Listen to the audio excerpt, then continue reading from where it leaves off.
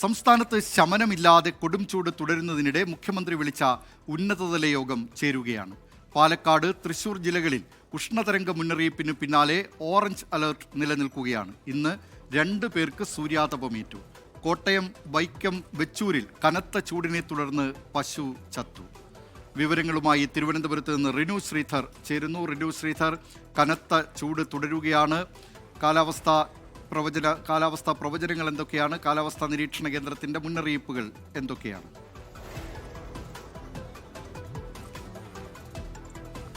ദിലീപ് കുമാർ, ജാഗ്രതയോട് കൂടിയാണ് ഈ കനത്ത ചൂടിനെ സംസ്ഥാനം നേരിടുന്നത്. ഉഷ്ണ തരംഗ ജാഗ്രതാ നിർദ്ദേശങ്ങളൊക്കെ തന്നെ ഉണ്ട്.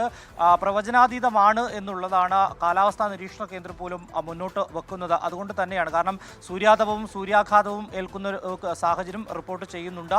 മരണം വരെ സംഭവിച്ചിരിക്കുന്നു എന്നുള്ളതാണ്. തുടർന്ന് മുഖ്യമന്ത്രിയുടെ നേതൃത്വത്തിൽ അവലോകന യോഗം കൂടി ചേരുന്നുണ്ട്. 11 മണിയോട് കൂടിയാണ് ഓൺലൈനായി അവലോകന യോഗം ചേരുന്നത്.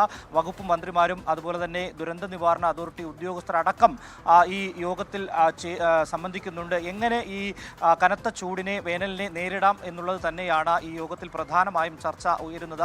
ഏറ്റവും ഒടുവിൽ സൂര്യാതപം ഏൽക്കുന്ന സാഹചര്യം റിപ്പോർട്ട് ചെയ്തിരിക്കുകയാണ് അടുത്ത സമയങ്ങളിൽ.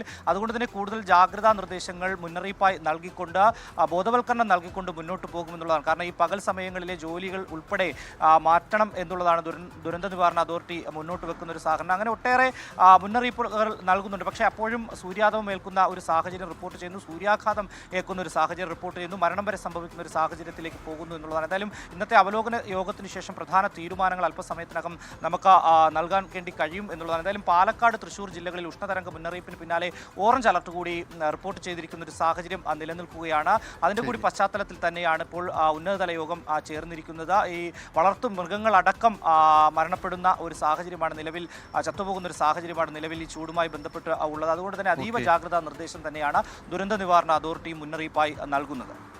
സംസ്ഥാനത്ത് കൊടും ചൂട് തുടരുന്നതിനിടെ മുഖ്യമന്ത്രി വിളിച്ച ഉന്നതതല യോഗം തിരുവനന്തപുരത്ത് തുടരുകയാണ്. വിവരങ്ങൾ നൽകിയത് റിനു ശ്രീധർ.